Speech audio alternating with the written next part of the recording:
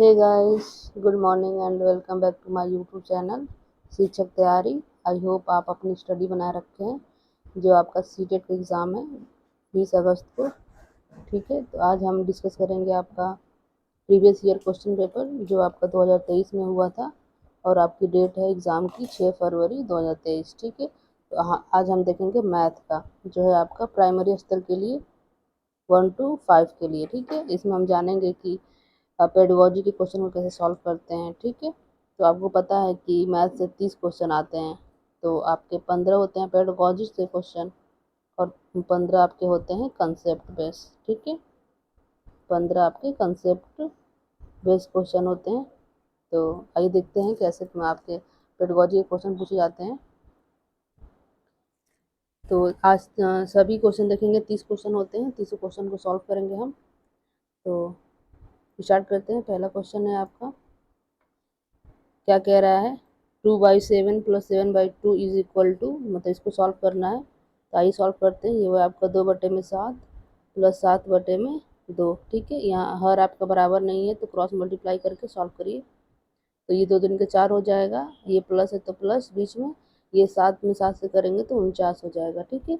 और नीचे करेंगे 7 में 2 से तो 14।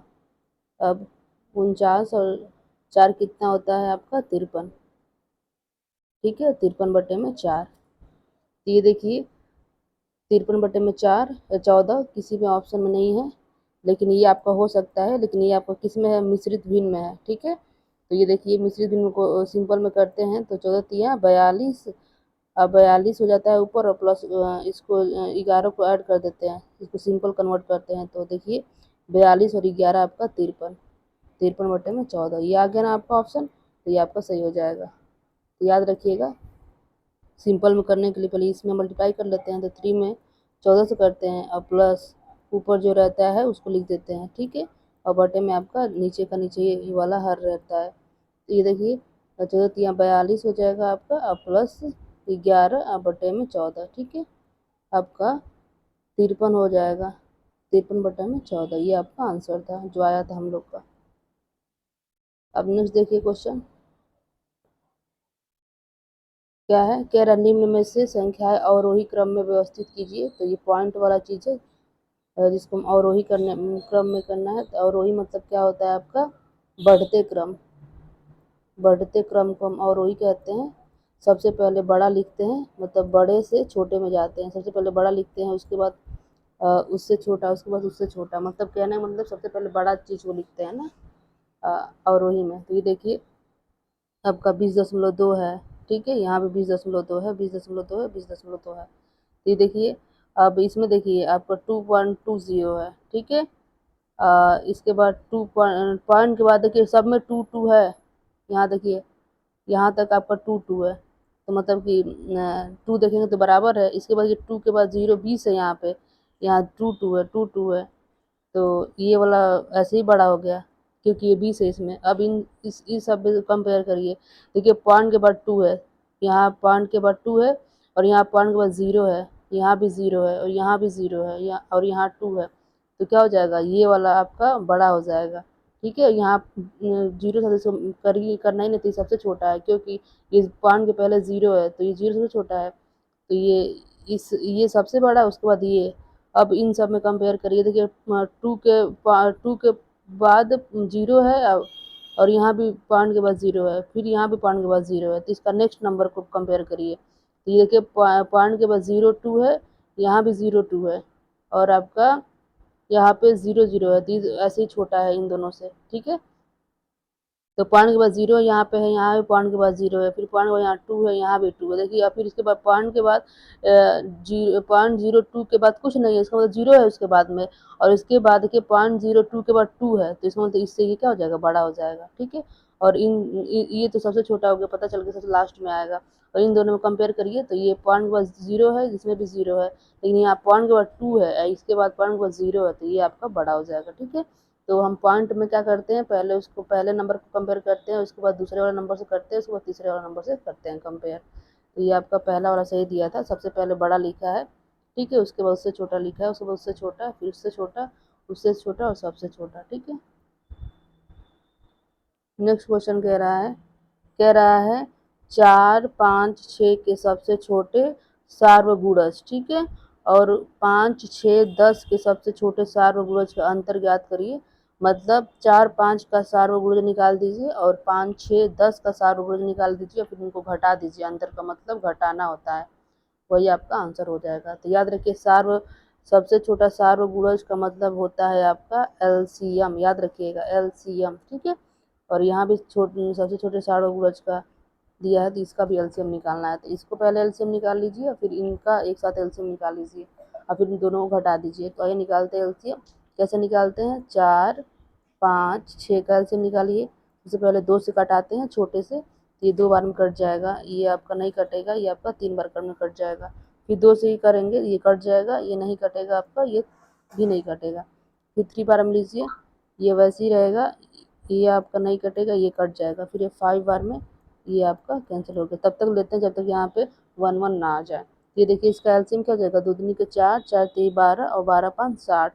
तो इसका आपका एलसीएम हो जाएगा 60, ठीक है, एलसीएम।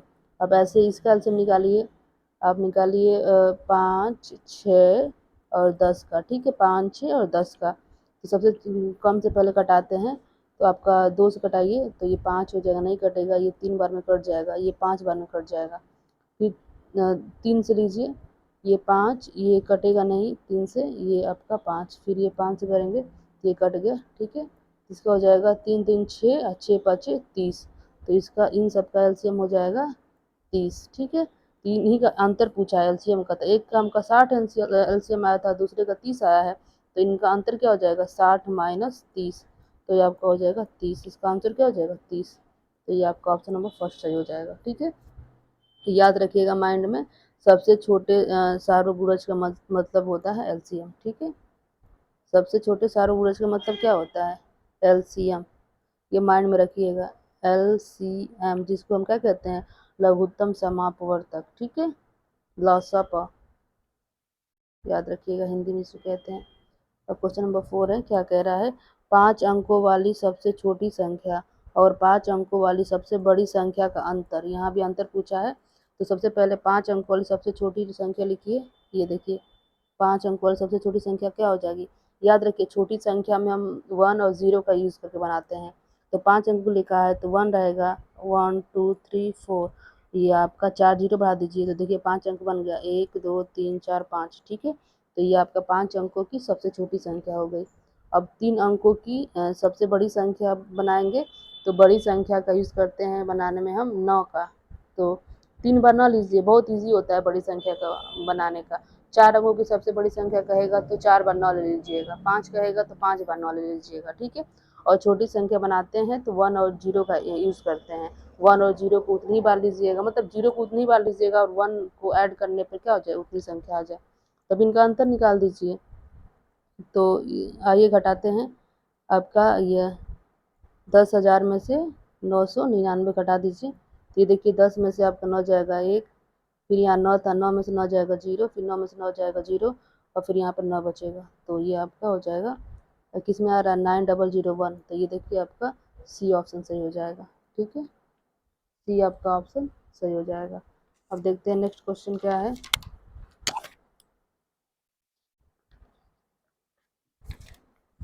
एक मिनट, हाँ, फोर्थ हो गया। अब नेक्स्ट क्वेश्चन है 5 नंबर। आइए देखते हैं क्या कह रहा है। कह रहा है 2777 मतलब कि 27,777 प्राप्त करने के लिए 70777707 और 7007 में क्या जोड़ना चाहिए, ठीक है। मतलब कि इसमें मतलब ये सबका योगफल निकाल लीजिए। कह रहा है ना कि इसके योगफल में हम क्या जोड़ेंगे कि आपको इतना प्राप्त हो जाए, ये कह रहा है, ठीक है। मतलब ये इनका योगफल बताइए, इनके योगफल में आप क्या जोड़ दोगे, वो कौन सी संख्या जोड़ दोगे कि आपको इतना प्राप्त हो जाएगा। तो मान लेते हैं हम कि x जोड़ते हैं, हम क्या जोड़ रहे हैं? x जोड़ रहे हैं, मान लेते हैं, जोड़ते हैं, तो ये आपको इतना प्राप्त हो जाता है। तो किनके जोड़ने पे होता है? x के जोड़ने पे, इसमें हम x जोड़ते हैं तो इतना प्राप्त हो जाता है। तो देखिए इक्वेशन बन जाएगा 27777, इनमें ये प्राप्त होता है क्या जोड़ने पर? x जोड़ने पर, इन सबके योगफल में, तो इनको भी जोड़ दीजिए।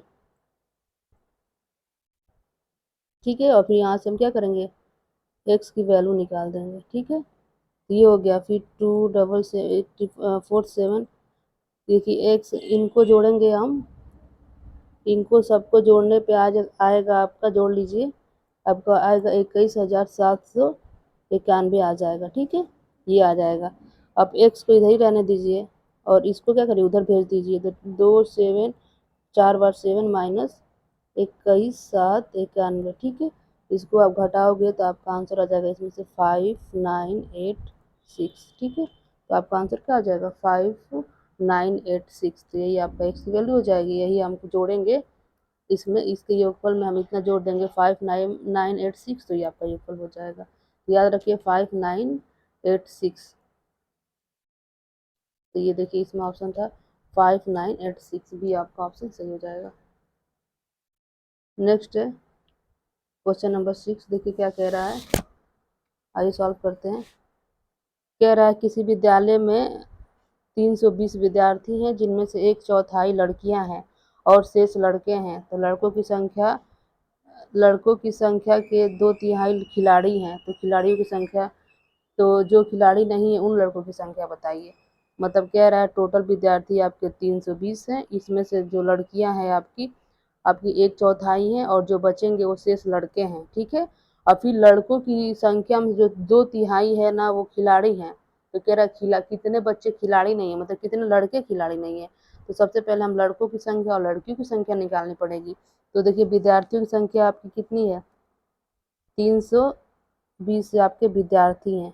ठीक है, विद्यार्थी हैं आपके, तो इसका लड़की कितनी है, 1/4 है। तो 1/4 इसका निकाल दीजिए, 1/4 आपकी लड़कियां निकल जाएंगी, गर्ल। यहाँ से निकालिए, ये 8×4 = 32 हो जाएगा, मतलब 80 लड़कियां हैं। लड़कियां कितनी है, 80 हैं। तो लड़के कितने होंगे, टोटल आपका 320 है, 320 में से 80 लड़कियां हैं, तो बॉयज कितने हो जाएंगे, बॉय बॉयज कितने हो जाएंगे, 320 में से आप क्या करिए, 80 को घटा दीजिए। ठीक है, तो आपके आ जाएगा 240। ठीक है, 240। तो ये क्या होता है, लड़के हो गए, बॉयज। तो हमने निकाल लिया, बॉयज की संख्या भी निकाल लिया और गर्ल्स की भी संख्या निकाल लिया। गर्ल्स आपकी कितनी थी, 80, 80 गर्ल्स हैं, और आपका 240 लड़के हैं। ठीक है, अब कह रहा है कि लड़कों की संख्या के 2/3 खिलाड़ी हैं, तो खिलाड़ी की संख्या लिखा लिए। खिलाड़ी खिलाड़ी कितने हैं, लड़के के 2/3 हैं। तो लड़के कितने निकाले हम, 240 निकाले हैं, तो इसका 2/3 निकाल दीजिए। ये हो 2/3, दीजिएगा 8×3 = 24। ठीक है, यहाँ 8×2 = 16, मतलब कि 160। 80 में 2 से मल्टीप्लाई किए तो 160, 160 आपके खिलाड़ी हो गए। ठीक है, खिलाड़ियों की भी संख्या निकल गई, लड़की की संख्या निकल गई, लड़के की संख्या निकल गई। अब क्या कह रहा है, लड़कों की संख्या के 2/3 खिलाड़ी हैं, जो खिलाड़ी नहीं है उन लड़कों की संख्या बताइए। तो बताइए, लड़कों की संख्या आपकी 240 थी, इसमें से आपके 160 खिलाड़ी हैं, तो कितने खिलाड़ी नहीं होंगे, 240 में से आप क्या करिए, 160 घटा दीजिए, यही आपके लड़के जो खिलाड़ी नहीं होंगे। तो ये 0 हो जाएगा, ये 14 में से 6 जाएगा, 8 हो जाएगा, और ये मतलब 80। ठीक है, तो 80 लड़के क्या है, जो खिलाड़ी नहीं होंगे। तो ये आपका ऑप्शन नंबर ए सही हो जाएगा। नेक्स्ट चलते हैं क्वेश्चन नंबर 7। आइए देखते हैं क्या कह रहा है। कह रहा है एक टैक्सी का मीटर पहले 2 किलोमीटर यात्रा के लिए 40 रुपये का भाड़ा दिखाता है, और उसके बाद प्रति किलोमीटर यात्रा के लिए 15 रुपये का भाड़ा दिखाता है। मोहन अपने घर से ऑफिस की यात्रा के लिए 190 किराया दिया, उसने कितनी दूरी तय की। तो वो टोटल पैसा दिया 190 रुपये। ठीक है, 190 रुपये दिया है भाड़ा आपका, और 2 किलोमीटर का दिया है आपका 40 रुपये। कह रहा ना 2 किलोमीटर का वो 40 रुपये भाड़ा दिया है, और उसके बाद जो भाड़ा देगा ना, तो 1 किलोमीटर के लिए वो देगा, 1 किलोमीटर के लिए देगा वो 15 रुपये। ठीक है, कह रहा है कि वो अपने ऑफिस से घर जाता है। ठीक है, और वो टोटल भाड़ा आपका देता है 190 रुपये, जिसमें पहले 2 किलोमीटर के लिए 40 रुपये देता है, और जो इसके बाद जो भाड़ा लगेगा वह 1 किलोमीटर के लिए आपका लग रहा है 15 रुपये। ठीक है, तो कह रहा कितनी दूरी चला होगा। तो पहली बात कि वो 2 किलोमीटर चल लिया है तो 40 रुपया दे चुका है, तो 190 में से 40 घटा दीजिए तो ये आपका हो जाएगा 150। ठीक है, अब जो 150 है इसमें से आपका जो 40 किलोमीटर चला, 40 रुपये जो उसने दिया है 2 किलोमीटर के लिए दे दिया है। ठीक है, तो इसमें से हम टोटल पैसा 190 दिया है, तो 2 किलोमीटर के लिए 40 रुपया दिया होगा, तो 190 में से 40 घटा दीजिए तो 150 हो गया। अब 150 जो है आपका देगा हर किलोमीटर के लिए 15 रुपये, तो 15 से भाग कर देंगे तो आपका ये 10 हो गया। ठीक है, तो 10 ये कितना चला आपका, मतलब कि 115 रुपये में आपका दिया है जो, उसके लिए 15 से भाग करेंगे क्योंकि एक किलोमीटर में 15 रुपये दे रहा है, तो टोटल आपका डिस्टेंस निकल जाएगा। तो 150 रुपये जब दिया है तो उसने 10 किलोमीटर दूरी तय किया है। ठीक है, तो यहाँ से 10 किलोमीटर ये हो गया, और जो 2 किलोमीटर के लिए 40 रुपया दिया था 2 किलोमीटर ये हो गया, तो आपका 10 और 2 12, तो 12 किलोमीटर आपने उसने चला है। ठीक है, तो इसकी डिस्टेंस क्या हो जाएगी, 12 किलोमीटर हो जाएगी। ठीक है, नेक्स्ट क्वेश्चन देखते हैं क्या कह रहा है। क्वेश्चन नंबर 8 कह रहा है एक बाल्टी में के 2/7 भाग में पानी है। बाल्टी को ऊपर तक पानी से भरने के लिए 15 लीटर पानी की और आवश्यकता होती है। तो बाल्टी की धारिता बताइए। धारिता मतलब कैपेसिटी होता है, कैपेसिटी मतलब जो उसके में कितना पानी आ सकता है। ठीक है, उस बाल्टी में कितना पानी भर सकते हैं, वही आपका कैपेसिटी होता है, वही धारिता होता है। तो कह रहा है कि आपका ना बाल्टी का ना जो बकेट है आपका, उसका आपका कितना भाग भरा है, आपका 2/7 भाग भरा है। ठीक है, और जो खाली है उसमें हम क्या पानी भरना है। ठीक है, और कितना भरना पड़ रहा है, 15 लीटर पानी और आवश्यकता हो रही है भरने के लिए। तो कह रहा है कि टोटल पानी मतलब कि कितना होगा बकेट में जब भर भर दिया जाएगा बकेट को उसके बाद। तो देखिए पहले कि पानी में पानी भरा है बकेट में, तो वो आपको कितना भरा है, 2/7। ठीक है, इतना आपकी बकेट भरी हुई है, तो खाली कितनी होगी, तो वन में से घटा देंगे भरे वाले भाग को, तो इतनी खाली हो जाएगी। ये देखिए ये खाली वाला भाग है, ये खाली होगी बकेट जो, ये 7 में से 2 जाएगा, हो जाएगा 7, ये 7 में से 2 जाएगा 5, 5/7 ये आपकी क्या है, खाली हुई है। ठीक है, 5/7 खाली हुई है, ये इसी को ही भरने के लिए 15 लीटर की आवश्यकता है। ये बराबर इसके हो जाएगी क्योंकि जितनी खाली है उतना 15 लीटर भर दे रहे हैं, तो उसके बराबर हो जा रहा है। यहाँ से क्रॉस मल्टीप्लाई कर लीजिए तो ये आपका 5 यहाँ से ऐसे कट भी जाएगा, 5×3 = 15 हो जाएगा। ठीक है, तो ये यहाँ से 1:17 ठीक है, तो ये आपका 21 लीटर टोटल पानी इसमें होगा। तो क्या हो जाएगा, ये 21 लीटर टोटल पानी होगा। नेक्स्ट क्वेश्चन देखिए, क्वेश्चन नंबर आपका 9 क्या कह रहा है। एक रेलगाड़ी स्टेशन ए से 17:40 बजे चलती है तथा स्टेशन बी पर उसी दिन 22:15 पर पहुंच जाती है, तो इनके द्वारा कितना समय लगा है जाने में। तो देखिए ए से इतने बजे चली है और फिर बी पे इतने बजे पहुंच गई है, फिर 17:40 को हम क्या लिख सकते हैं, 5:40। ठीक है, क्योंकि 12 के बाद हम जोड़ते हैं 1 2 3, तो 12 से जोड़िए 1 13 14 15 16 17, तो 5:40। ऐसे ही आपका ये 22:15 को हम क्या लिख सकते हैं, इसको हम लिख सकते हैं, इसको भी जोड़िए 22 मतलब क्या, आपका 12 से जोड़ोगे तो 10 हो जाएगा, 12 के बाद जोड़िए जोड़िए 13 14 15 16 17 18 19 20 21 22, तो ये 10:15 इसको लिख सकते हैं। ठीक है, तब इसमें से क्या करिए, ज़्यादा वाले में से कम को घटा दीजिए, तो ये आपका ज़्यादा है, तो यहाँ रखिए 10, ये 15। ठीक है, मतलब 10 घंटा 15 में से आप 5 घंटा 40 को घटाइए, तो देखिए ये 40 ज़्यादा है। ठीक है, अब मिनट को मिनट से ही घटाते हैं, तो इसका मतलब यहाँ से हम ना 1 मिनट ये इसमें डालना पड़ेगा, क्योंकि क्या है ये आपका ज़्यादा इसमें डालना पड़ेगा। देखिए कि हमको ज़्यादा वाले में से कम को घटाना है, तो इसमें से हमको इसको घटाना है, लेकिन जो आपका ये है मिनट जो है आपका इससे कम है, इसका मतलब यहाँ से 1 मिनट लेके इसको 60 मतलब कि सेकंड में देना पड़ेगा, घंटे में से 1 घंटे लेके इसको देना पड़ेगा, तो इसको हम 9 घंटे क्या लिख सकते हैं, 15 मिनट है, एक यहाँ से घंटे ले लिए हैं तो 60 मिनट, तो 60 और 15 आपका 75 मिनट हो जाएगा। अब यहाँ घटाइए, ठीक है। इसलिए हम यहाँ इसको 1 घंटा यहाँ से लिए हैं इसमें देने के लिए, क्योंकि आपका यहाँ 15 था, ठीक है। अब 15 में से 40 नहीं घट सकता था क्योंकि 15 कम है इसलिए, और ये कंफर्म है कि मिनट से मिनट में ही घटाते हैं और घंटे से घंटे में ही घटाते हैं। तो घटाइए, आपका ये 5 हो जाएगा और ये आपका 3 हो जाएगा, ठीक है। 7 में से 4 जाएगा 3, यहाँ देखिए आपका 9 में से 5 जाएगा 4, तो ये आपका कितना घंटा लगा है जाने में उसको, 4 घंटा 35 मिनट, ठीक है। तो ये आपका ऑप्शन नंबर सी सही हो जाएगा। याद रखिएगा, मिनट को मिनट से ही घटाते हैं और घंटे से घंटे को ही घटाते हैं और सेकेंड को सेकेंड से ही घटाते हैं।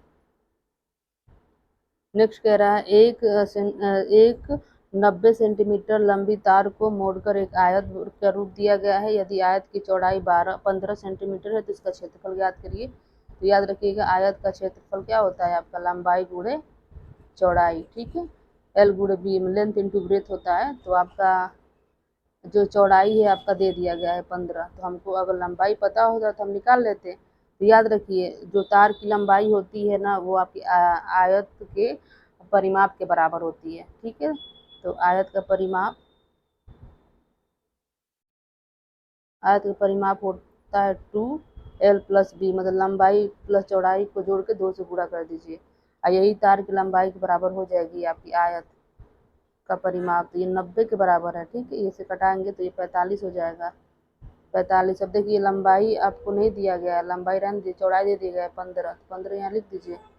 अब लंबाई इक्वल टू 45 माइनस 15 करेंगे तो क्या हो जाएगा, 30 हो जाएगा, ठीक है। तो हमको यहाँ से लंबाई भी मिल गई। अब यहाँ रख दीजिए क्षेत्रफल बोला था निकालने के लिए, एल आपका 30 आ गया और चौड़ाई आपको 15 थी, तो 15 तिया 45, 450 सेंटीमीटर स्क्वायर। तो ये आपका आंसर हो जाएगा 450 सेंटीमीटर स्क्वायर। क्वेश्चन नंबर 11 देखिए क्या कह रहा है। 4 और 2/3 समकोण में डिग्रियों की संख्या क्या होगी। तो 4, तो पहले 4 लिख लीजिए और 2/3, 2/3 मतलब ये हो गया, ठीक है। और समकोण का मतलब 9 से गुणा कर 90 से गुणा कर दीजिए, क्योंकि एक समकोण बराबर 90 अंश। तो 4 को 4 हो गया और 2/3 मतलब 2/3 और समकोण, तो समकोण में हम क्या करेंगे, 90 से गुणा कर देंगे। इसको सॉल्व करिए तो ये 4 3 12 हो जाएगा, क्रॉस मल्टीप्लाई करते हैं, नीचे 1 मान लेते हैं, ये आपका 2 हो जाएगा, ये आपका 3 हो जाएगा इंटू 90, ठीक है। इसको करेंगे तो 12 और 2 14 हो जाएगा, बटे में 3, ये 90, ये कट गया 3 से 30 बार में, ये हो जाएगा 30 गुणे संख्या, अच्छा 30 गुणे आपका इतना हो जाएगा 14 था, 30 गुणे 14, तो 14 42, तो ये 420 हो जाएगा, ठीक है। 420 आ गया आपका ये। अब क्या कह रहा है, 345 से कितना अधिक है। तो ये 420 जो है 345 से कितना अधिक अधिक है, तो 420 में से आप क्या करिए 395 घटा दीजिए, वो आपका क्या हो जाएगा 25, ठीक है। तो 420 में से 395 घटाएंगे तो 25 हो जाएगा, ये आपका आंसर हो जाएगा 25, ठीक है। नेक्स्ट कह रहा है क्वेश्चन नंबर 12 देखिए क्या कह रहा है। कह रहा है निम्न गुणों वाली आकृति की पहचान करिए। कह रहा है इसकी 4 भुजाएं होती हैं, ठीक है। यह एक बंद आकृति है और इसकी सम्मुख भुजाएं समांतर और पैरेलल होती हैं। देखिए ये आपका वर्ग, वर्ग में क्या होता है, सभी भुजाएं बराबर होती हैं और इनके आमने सामने भी पैरेलल होती हैं, ठीक है। ये सही कह रहा है, तो इस पे लागू होता है। ये 4 भुजाएं भी हैं, 1 2 3 4, और ये एक बंद आकृति बना रही है, ये हमने वर्ग को लिया है, ठीक है। और वर्ग में क्या होता है, सभी भुजाएं बराबर होती हैं। अब बराबर भुजाएं हैं और आमने सामने के क्या होते हैं, पैरेलल होते हैं, समांतर होते हैं, तो ये तो आपका वर्ग हो गया। लेकिन आयत भी देखिए, आयत आयत क्या होता है, आयत की सभी भुजाएं तो बराबर नहीं होती हैं, लेकिन आपकी उसमें क्या होती है, आमने सामने की भुजाएं बराबर होती हैं और आमने सामने की भुजाएं आपके भुजाएं जो होती हैं पैरेलल होती हैं। तो इस पे भी लागू हो रहा है, इसमें भी 4 आपके क्या है भुजाएं हैं, ठीक है। और दोनों आमने सामने भुजाएं पैरेलल हैं, ये भी हो गया। या ये भी कह रहा है कि बंद आकृति बनाता है, तो भी बंद आकृति बना रहा है। तो ये क्या क्या हो सकता है, ये प्रॉपर्टी किस में हो सकती है, तो वर्ग में भी हो सकती है और आपके आयत में भी हो सकती है, ठीक है। ये क्या होगा, कह रहा केवल आयत होगा नहीं, केवल वर्ग होगा नहीं, आयत तथा वर्ग दोनों होगा। ठीक है। 13 नंबर क्या कह रहा है, 25 विद्यार्थियों द्वारा गणित में प्राप्त किए गए अंक ये दिए हैं। 25 विद्यार्थी हैं जिन्होंने अंक अर्जित किए हैं, उनके प्राप्तांक दिए गए हैं। कह रहा है कि 32 और 42 के बीच अंक प्राप्त करने वाले संख्या बताइए, जो आपके 32 और 42 के बीच में आए हैं। बताइए आपका 32 और 42 के बीच में क्या क्या आ जाएगा, आपका 33 आएगा, 34 आएगा, 35 आएगा, 36 आएगा, 37 आएगा, 38 आएगा, 39 आएगा, 40 आएगा और 41 आएगा। तो ये जो अंक प्राप्त किए हैं उनको बस बताना है कितने लोग हैं। तो याद करिए, मतलब 32 से अधिक ढूंढिए। तो ये देखिए, ये तो 16 है, बहुत कम है। 32 से अधिक देखिए ये होगा, ये आपका होगा। ठीक है। ये 45 से आपका कम है, मतलब 42 से आपका ज़्यादा है। हमको क्या चाहिए, 42 से कम चाहिए, तो ये होगा नहीं, ये भी नहीं होगा। ये 30 है, ये 32 से कम है, नहीं होगा। ये 34 होगा क्योंकि ये 32 से अधिक है। ये 35 होगा क्योंकि 32 से अधिक है और 42 से कम है। 39 भी होगा, 40 भी होगा। ठीक है, 32 से लेना है और 42 को भी जाना है। 37 भी होगा और आपका 47 भी होगा। 31 नहीं होगा क्योंकि 32 से जाना है। 33 होगा, फिर 38 भी होगा, फिर 42 नहीं होगा क्योंकि 42 से कम चाहिए हमको। ये 44 भी नहीं, 49 भी नहीं होगा, ये 39 होगा। 27 भी नहीं होगा, ये 40 होगा। 35 होगा, आपका ये 43 नहीं होगा क्योंकि 42 से ज़्यादा है। 33 भी होगा। तो काउंट कर लीजिए कितने हैं। तो ये यहाँ से काउंट करिए, 1 2 3 4 5 6 7 8 9 10 11 12 13। देखिए कितने हैं आपके, देखिए 1 2 3 4 5 6 7 8 9 10 11 12 13, आपका 13 होगा। ठीक है, जो आपका ऑप्शन नंबर क्या है, ये सी सही है। ठीक है। नेक्स्ट है क्वेश्चन आपका, क्वेश्चन नंबर आपका है 14। क्या कह रहा है, कह रहा है निम्न तालिका एक विक्रेता द्वारा 6 दिनों में बेचे गए कंप्यूटरों की संख्या है। मतलब कि कंप्यूटर बेचने वाला है, वो सोमवार को आपका 28 बेचा है कंप्यूटर, मंगलवार को आपको 25 बेचा है, बुधवार को 37 बेचा है, बृहस्पतिवार को 23 बेचा है और शुक्रवार को 38 बेचा है और शनिवार को 25 बेचा है। देखिए क्या कह रहा है सोमवार, बुधवार और शनिवार को विक्रेता द्वारा बेचे गए कंप्यूटरों की कुल संख्या तथा मंगलवार, बृहस्पतिवार, शुक्रवार को बेचे गए कंप्यूटरों की कुल संख्या का अंतर बताइए। मतलब कि आपका सोमवार को, बुधवार को और शनिवार को जितना बेचा होगा उनको जोड़ लीजिए और मंगलवार, बृहस्पतिवार, शुक्रवार को जितना बेचा होगा उनको जोड़ लीजिए। ठीक है। और उसके बाद क्या करिए, दोनों को घटा दीजिए। तो आइए हम देखते हैं पहले सोमवार, बुधवार और शनिवार। सोमवार, बुधवार, शनिवार। तो ये पहले इसको लिए सोमवार, बुधवार और शनिवार, इनको पहले जोड़िए।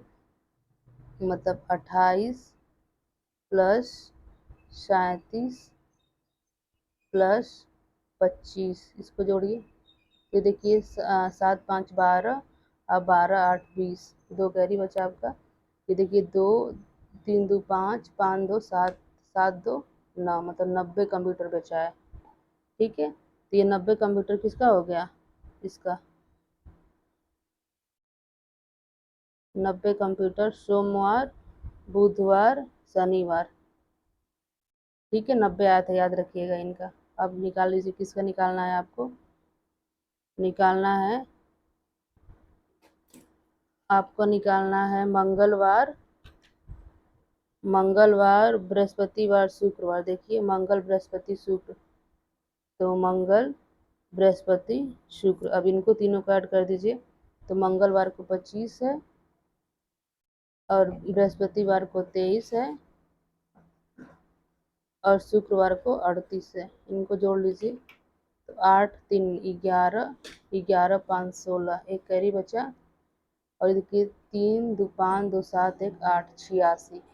ठीक है। तो उन्होंने मंगलवार बुधवार मंगलवार बृहस्पतिवार शुक्रवार को 88 आया, उसका कितना आया था 90। तो 90 में से आप 86 घटा दीजिए, क्या हो जाएगा 4। तो इसमें क्या किया था, इन कंप्यूटरों का अंतर कितना है 4 है। ठीक है, तो देखिए ऑप्शन में 4 दिया है, ये देखिए आपका ऑप्शन 4। नेक्स्ट क्वेश्चन कह रहा है पैटर्न को आप पहचानिए। जैसे कि क्या दिया है 1:1, 3+5=8, 7+9=27, 13+15+17=64। तो कह रहा है इसके आगे नेक्स्ट वाला क्या होगा। तो ये देखिए ये 1 का क्यूब है, ये आपका 2 का क्यूब है, ये आपका 3 का क्यूब है, ये आपका 4 का क्यूब है। तो नेक्स्ट क्या होना चाहिए 5 का क्यूब। और 5 का क्यूब क्या होता है 5 × 5 × 5, तो 50 25 25 5 125, तो 125 आपका आंसर हो जाएगा। ये अब ये था आपका कंसेप्ट बेस्ड जितने क्वेश्चन थे आपके हो गए। अब आते हैं पेडागोजी वाले क्वेश्चन। क्या कह रहा है, कह रहा है राष्ट्रीय पाठ्यचर्या रूपरेखा 2005 के अनुसार गणित के शिक्षण अधिगम में मुख्य व्यवस्थागत समस्याओं में से एक है कोष्ठीकरण। यह क्या दर्शाता है, मतलब कोष्ठीकरण का मतलब मैथ में क्या मतलब है आपका, ये बताता है। ठीक है, तो आइए ऑप्शन देख लेते हैं क्वेश्चन नंबर 16 का। कह रहा है ये पहला, उनकी क्षमताओं के आधार पर यहाँ एक ही कक्षा के विद्यार्थियों को विभिन्न प्रखंडों में व्यवस्थित करना। ये जहाँ एक ही पे बल करे वो आपका निगेटिव ऑप्शन होता है, उसको सेलेक्ट मत करिएगा। दूसरा कह रहा है यहाँ प्राथमिक विद्यालय और हाई स्कूल के गणित शिक्षकों के मध्य बहुत ही कम व्यवस्थित संवाद है, तो इसका आपका बी वाला सही हो जाएगा। ठीक है, नेक्स्ट क्वेश्चन देखिए, क्वेश्चन नंबर 70 क्या कह रहा है, निम्न में से कौन सा कथन गणित में मानकीकृत परीक्षाओं के लिए सर्वाधिक उपयुक्त है। मानकीकृत मतलब कि जो चीज़ें आपको फिक्स कर दी गई हैं उसी को फॉलो करना मतलब होता है मानकीकृत परीक्षाओं का। तो कौन कह रहा है किसके लिए कौन सा सर्वाधिक सही है आपका। ठीक है, तो देखिए कह रहा है इन परीक्षाओं की व्यक्तिनिष्ठ उन्हें संदर्भित बनाती है। दूसरा कह रहा है इन परीक्षाओं को केवल कम आबादी पर ही संचालित करते हैं, ऐसा नहीं है, सबके लिए होता है। ये बहुत अधिक रूप से पक्षपाती होते हैं, नहीं पक्षपाती नहीं होते क्योंकि एक साथ करे जाते हैं और फिक्स होते हैं। नेक्स्ट कह रहा है ये बच्चों की क्षमता का समग्र चित्र प्रस्तुत नहीं कर पाते। हाँ, इसलिए नहीं कर पाते कि आप क्या कहते हैं मानकीकृत बेस पे करेंगे तो चीज़ें पहले से फिक्स होती हैं। ठीक है, किसी बेस पे आपको फॉलो करना है। तो इसमें क्या होता है मानकीकृत में ये जो बच्चे होते हैं इनका समग्र रूप से मतलब कि प्रस्तुत नहीं कर सकते हैं उनकी क्षमता का। नेक्स्ट कह रहा है कि एक बच्चा योग और घटाव के प्रश्न को सॉल्व करता है, जैसे कि ये सॉल्व किया है। ठीक है, ये क्या किया 6 में से 3 घटा दिया है, तो इसका मतलब कि घटाया ठीक से नहीं है। ठीक है, ये जोड़ा ठीक है 6 4 10, यहाँ 2 7 7 2 9, 9 7 9 में 7 जाएगा आपका 2 होगा, लेकिन 3 किया है तो मतलब जोड़ा सही है घटाया गलत है। तो ये आपका कौन सा में आता है, इसको हम कहते हैं इस गलती को कहते हैं पश्च गिनती करना। ठीक है, वो क्या कह रहा है पश्च गिनती कर रहा है, याद रखिएगा। नेक्स्ट क्वेश्चन है क्वेश्चन नंबर 19। क्या कह रहा है निम्न में से कौन सा गणित में आकलन के लिए सबसे कम प्रासंगिक है, मतलब कि जो गणित का आकलन कर रहा है वो मतलब कम महत्वपूर्ण है कहने का मतलब। तो पहला कह रहा है कि अगर आकलन करेंगे आप मैथ में तो कम से मतलब कम महत्वपूर्ण है, कौन सा तरीका। कह रहा है गणितीय क्षमता के पृथक संगठकों का परीक्षण कीजिए बजाय उसके महत्वपूर्ण मूल्यांकन। कैसा नहीं, हम तो महत्वपूर्ण ही मूल्यांकन करेंगे। कह रहा है ये मत कीजिए, तो आपको यहीं से ऑप्शन निकल जाता है, ये गलत कह रहा है, तो ये कम प्रासंगिक है। नेक्स्ट देखिए जो महत्वपूर्ण है उसे मापिए, उसे नहीं नहीं जो मापने में सरल हो। हाँ, जो महत्वपूर्ण होता है चीज़ें उसको मापते हैं असेसमेंट में, और जो सरल होता है वो तो सिंपली समझ में आ जाता है, उसको मापने की जरूरत नहीं पड़ता। कह रहा है गणितीय समझ के आकलन में खुले सिरे वाले प्रश्न का महत्वपूर्ण है। हाँ, खुले सिरे वाले प्रश्न मतलब कि आपके जैसे कि अपसारी जो प्रश्न होते हैं जिसके कई सारे मतलब कई मेथड से उसको सॉल्व कर सकते हैं, वो खुले प्रश्न वाले आपके कह जाते हैं, ये इम्पोर्टेंट होता है मैथ में। आकलन को शिक्षक और अधिगमकर्ताओं को पुष्टि प्रदान करनी चाहिए, ये भी सही कह रहा है। बस ये कह रहा है पहला वाला गलत हो जाएगा, कम होगा, क्योंकि ये कह रहा है ना कि आप महत्वपूर्ण जो पक्ष है उसको मूल्यांकन ही नहीं करेंगे। ठीक है, ये गलत कह रहा था। आपका है 20 नंबर क्वेश्चन, क्या कह रहा है? कह रहा है प्राथमिक स्तर पर गणित शिक्षण हेतु गणितीय खेल के उपयोग का कौन सा सबसे अच्छा उदाहरण है। मतलब आप मैथ पढ़ा रहे हो तो उसको कौन सा मेथड सबसे अच्छा रहेगा, मतलब क्या हेल्प करता है खेल मेथड, खेल विधि से अगर आप पढ़ा रहे हो तो मैथ। तो आइए देखते हैं 20 नंबर क्वेश्चन का। कह रहा है बच्चों को संख्या अंक लिखते हुए कुछ खिलौने देकर स्वयं खेलने की अनुमति दे देना। तो जो आपके खेल विधि होता है उसमें बहुत छोटे छोटे बच्चे होते हैं, ठीक है, 3 से 6 ईयर तक होते हैं, तो आप उसको स्वयं दे दोगे तो वो खेलने लगेंगे, समझेंगे नई चीज़ों को, तो थोड़ा हमको गाइड करना पड़ेगा वहाँ पे। तो ये गलत कह रहा है। दूसरा कह रहा है अवधारणाओं के निर्माण हेतु शिक्षक प्रतिदिन की पाठ्य योजना में गणितीय पहेली, आकृति या पत्थर और डंडियों का जैसे सामग्रियों का उपयोग करेंगे। तो इससे क्या होता है, मतलब खेल में सम्मिलित करती है, तो ये सही है। ठीक है, हम खेल के माध्यम से बहुत सारे चीज़ें होते हैं जिसका यूज़ करते हैं, जैसे पहेली के माध्यम से, आकृति जो होते हैं, पत्थर होते हैं, डंडियाँ होती हैं, ये सब टीचर वहाँ गाइड करती रहती है। ठीक है, तो ये आपका ऑप्शन सही हो जाएगा। नेक्स्ट है क्वेश्चन नंबर 21।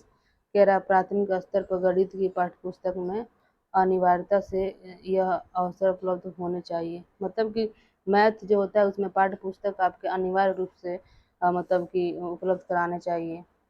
इसका क्या मतलब है, किस लिए करवाने चाहिए पाठ्य पुस्तक को? तो आइए देखते हैं। कह रहा एक प्रश्न में कई जटिल अवधारणाओं का समाकलन होता है, इसलिए कराना चाहिए। कह रहा अभ्यास के लिए बहुत सारे प्रश्न देना, हाँ इसलिए, क्योंकि मैथ में जो होता है प्रैक्टिस इंपॉर्टेंट होती है, तो पाठ्य पुस्तक इसलिए होते हैं कि क्या करते हैं बच्चे, आपको क्या करें, प्रैक्टिस कर सके। तो ये आपका, ये भी देख लेते, और भी देख लेते हैं, इससे अच्छा ऑप्शन होगा तो उसको भी सिलेक्ट करेंगे।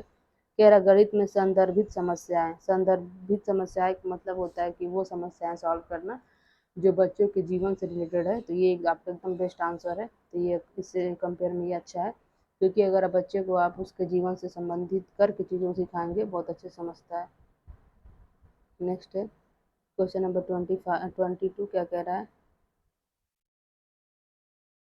कह रहा स्थानीय विषय वस्तु और आशावाद के साथ राष्ट्रीय पाठ्य पुस्तकें राष्ट्रीय शिक्षा नीति 2020 के आलोचन में निम्न में से कौन से दिए गए कथन के अर्थ को निरूपित करता है। मतलब कह रहा है कि आपको 2020 में जो दिया गया था विषय वस्तु के अंतर्गत जो पाठ्य पुस्तकें दी गई हैं उसके बारे में कौन सी आपकी चीज़ें सही बताई रही हैं। आइए देखते हैं 22 का क्वेश्चन है आपका। 22 नंबर क्वेश्चन का आंसर क्या होगा?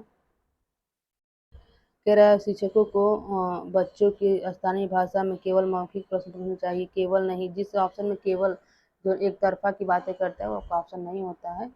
तो ये कह रहा है केवल मौखिक प्रश्न ही पूछने जाने चाहिए। ऐसा नहीं केवल मौखिक प्रश्न नहीं पूछेंगे, मतलब कि बच्चा एक्सप्रेस करते चीज़ों को आप लिख के भी वो भी पूछ सकते हैं। केवल मतलब निगेटिव साइन कर रहा है। नेक्स्ट कह रहा है सभी स्कूली पाठ्य पुस्तकों का हिंदी भाषा में अनुवाद होना चाहिए। तो केवल हिंदी में नहीं होना चाहिए, क्योंकि जो बहुभाषीय क्षेत्र होता है, ठीक है, मतलब बहुभाषीय क्षेत्र के अंतर्गत कई सारे भाषाएं आ जाती हैं, तो केवल हिंदी का नहीं करना चाहिए। कह रहा है पाठ्य पुस्तक को इस तरह से तैयार करना चाहिए जो कि विद्यार्थियों और समुदायों की आवश्यकताओं के मुताबिक हो। ये ठीक है, जो चीज़ें बच्चे के लिए आवश्यक होंगी, ठीक है, वो चीज़ों को हम यूज़ करेंगे, तो आपका ये सही हो जाता है। Option number third, option number third भी सही जाता है। और देखिए कई सारा दे दिया है। और देखिए फोर्थ क्या कह रहा है? कह रहा है पाठ्य पुस्तकों में स्थानीय संदर्भों और आवश्यकताओं के अनुसार वांछित बारीकियों पूर्वक सामग्री, ये भी कह रहा है, इसमें भी आवश्यकताओं की बात किया है, तो ये भी सही हो जाएगा। तो आपका लास्ट वाला दोनों सही था। तो लास्ट वाला दोनों सही में आपका देखिए 3 और 4 सही हो रहा था, तो 3 और 4 आपका ये सही हो जाएगा। ठीक है, नेक्स्ट है क्या कर रहा है, आइए देखते हैं नेक्स्ट क्वेश्चन। क्वेश्चन नंबर 23 आपका।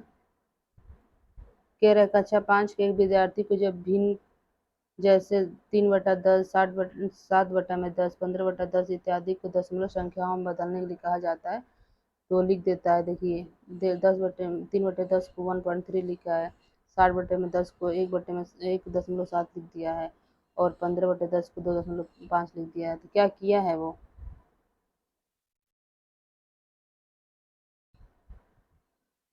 इसको समझ के इसको देते हैं।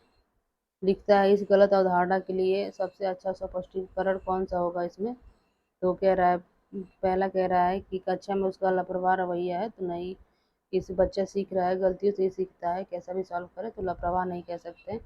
दूसरा कह रहा है, वह अंश और हर को जोड़कर दशमलव को प्राप्त करने के 2 अंकों को बीचों-बीच लगा रहा है, मतलब बीचों बीच लगा रहा है। तो क्या कह रहा है, अंश और हर को जोड़ दे रहा है, उसके बीच में दशमलव लगा दे रहा है। देखिए वैसे ही कर रहा है, 3 और 10 को जोड़ के 13 हो गया, इनके बीच में दशमलव लगा दे रहा है। ऐसे क्या कर रहा है, 10 को और 7 को जोड़ दे रहा है तो 17 आ जा रहा है, उसके बीच में दशमलव लगा रहा है। फिर 15 को और 10 को जोड़ दे रहा है तो 25 आ जा रहा है, उसके बीच में दशमलव लगा रहा है। तो यही कर रहा है। ठीक है, तो ये आपका ऑप्शन नंबर ये 20 सही हो जाएगा। इसमें सोचना नहीं था, नेक्स्ट देखने की जरूरत ही नहीं है।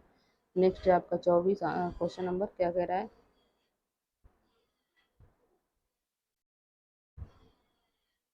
कह रहा है प्राथमिक एक मिनट,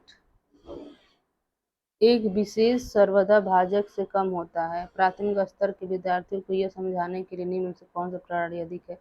जैसे कि आपने समझा होगा, ये भाजक यहाँ होता है, ठीक है, यहाँ आपका भाज्य होता है और यहाँ आपका भागफल होता है और नीचे जो आता है आपका शेषफल होता है।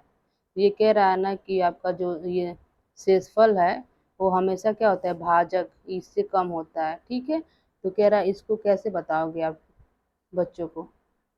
तो कह रहा है कि हस्त कौशल सामग्री जैसे आंकड़ों, गेंद, टोकरी इत्यादि का उपयोग उपयोग भाज्यों के रूप में करेंगे, जिनसे विभिन्न तरीके से बराबर समूह में बांटकर और शिक्षार्थियों को वांछित संबंध स्थापित करेंगे। तो ये ठीक है, इसमें हम क्या करें, फिगर के माध्यम से बच्चों को समझा रहे हैं। ठीक है, भाज्य को। तो ये आपका बेस्ट है, जिसमें हम बच्चे को क्या करेंगे, फिगर के माध्यम से समझाएंगे, इजीली समझ में आएगा। ठीक है, ये आपका हो जाता है क्वेश्चन सही पहले का। अब देखिए कह रहा है 25 क्वेश्चन नंबर, क्या कह रहा है?